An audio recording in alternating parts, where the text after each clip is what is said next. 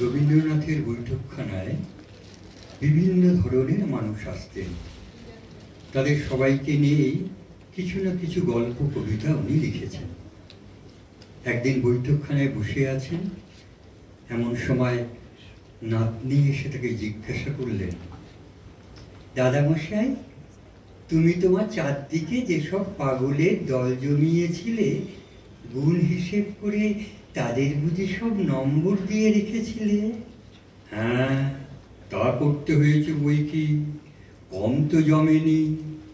তোমার পয়লা নম্বর ছিল বাচস্পতি মশাই, তাকে আমার ভারী মজা লাগে। আমার শুধু মজা লাগে না, আশ্চর্য লাগে। কারণ বলি, কবিতা লিখে থাকি, কথা বাঁকানো চোরানো আমাদের ব্যবসা। যে শব্দের কোনো সাদা মানে আছে, তাকে ধ্বনি লাগিয়ে তার চেহারা বদল করি। সে এক ধরনের জাদুবিদ্যা বললেই হয়। আমাদের বাচস্পতি আমাকে আশ্চর্য করে দিয়েছিলেন যখন দেখলুম তিনি একেবারে গোড়াগুড়ি ভাষা বানিয়েছেন। কান দিয়ে ধ্বনির রাস্তায় তার মানের রাস্তা খুঁজতে হয়। আমাদের কাজটাও অনেকটা তাই, কিন্তু এত দূর পর্যন্ত নয়। আমরা তবু ব্যাকরণ অভিধান মেনে চলি। বাচস্পতির ভাষা চলত সে সমস্তই ডিঙিয়ে। শুনলে মনে হতো কি যেন একটা মানে আছে। মানে ছিল বই কি, কিন্তু সেটা কানের সঙ্গে ধ্বনি মিলিয়ে আন্দাজ করতে হতো। আমার অদ্ভুত রত্নাকর সভার প্রধান পণ্ডিত ছিলেন বাচস্পতি মশাই। প্রথম বয়সে পড়াশোনা করেছিলেন বিস্তর, তাতে মনের তলা পর্যন্ত গিয়েছিল গলিয়ে। একসময় তার মনে হয় ভাষার শব্দগুলো চলে অভিধানের আঁচল ধরে। এ গোলামি ঘটেছে ভাষার কলিযুগে। সত্যযুগে শব্দগুলি আপনি উঠে পড়তো মুখে, মানে আনতো টেনে।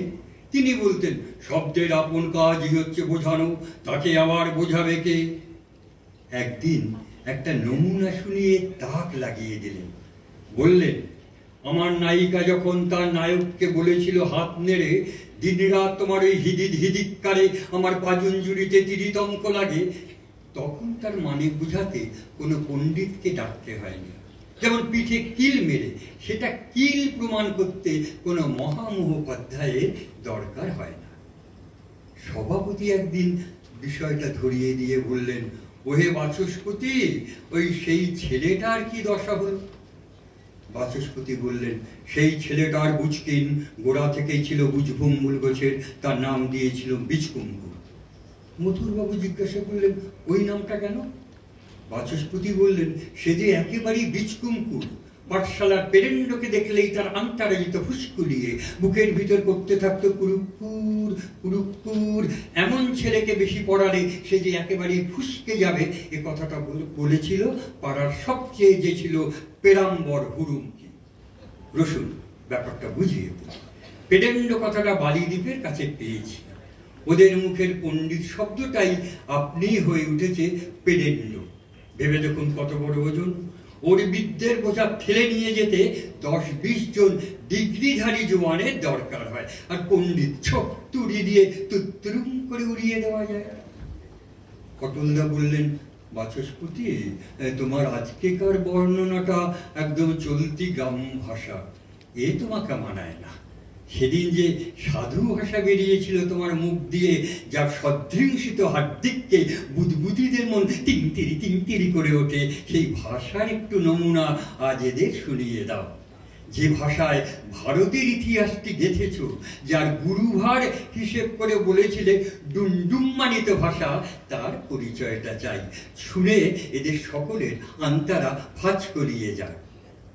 বাচস্পতি শুরু করলেন, সমম্রাট সমুদ্রগুপ্তের কেঙ্কাটাকিষ্ট তরিত্তমন্তম পর্যুভাষণ উচ্ছ্রংসিত।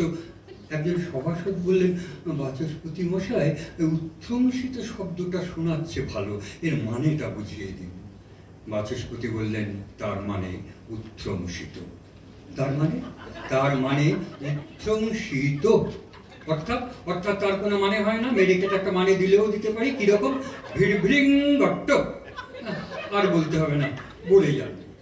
বাচস্পতি আবার শুরু করলেন, সমম্রাট সমুদ্রগুপ্তের কেঙ্কটাকিষ্ট তরিত্তমন্তম পর্যুগাসন উচ্ছ্রংসিত নিরঙ্করালের সহিত মথুরবাবুর মুখের দিকে চেয়ে বললেন, কি মশাই, বুঝেছেন তো নিরঙ্করাল একদম জলের মতো, আর বেশি বুঝতে চাই না, মুশকিল হবে, বলে যান।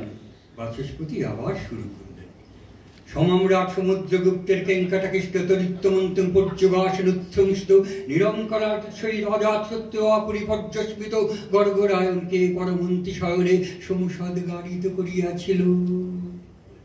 এই পর্যন্ত বলে সমস্ত সকলের মুখের দিকে একবার চোখ বুলিয়ে নিলেন, বললেন, দেখুন সহজ কাকে বলে, অভিধানের প্রয়োজনই হয় না। সমস্ত সকলেই বললেন, প্রয়োজন হলেই বা পাবো কোথায়? বাচস্পতি একটু চোখ টিপে বললেন, ব্যাপারখানা বুঝেছেন তো? মথুরবাবু বললেন, বুঝেছি বই কি, সমুদ্রগুপ্ত অজাত শত্রুকে আচ্ছা করে পিটিয়ে দিয়েছিল। আহা বাচস্পতি মশাই, লোকটাকে একেবারে সমসদ গাড়িত করে দিলে গো, একেবারে পরমন্ত্রী শয়নে। বাচস্পতি বললেন, এই ছোট লাট একবার এসেছিল আমাদের পাড়ার স্কুলে বুটের ধুলো দিতে, তাকে তখন আমি আমার এই বুলবুলি ভাষার একটি ইংরেজি তর্জমা শুনিয়েছিলাম। সমস্ত সকলেই বললেন, ইংরেজিটা শোনা যাক।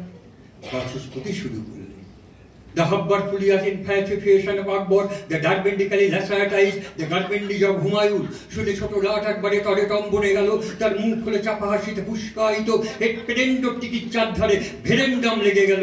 চেক সেক্রেটারি চৌকি থেকে তত্তর উঠকে উঠলো, ছেলেগুলোর উজবুম্ব মুখের ফুরফুরমি দেখে মনে হলো তারা যেন সব ফিরি চুনচুসের চিকচকা সামদানি। আমিও গতিক দেখে চমচটকা দিলাম। সভাপতি বললেন, বাচস্পতি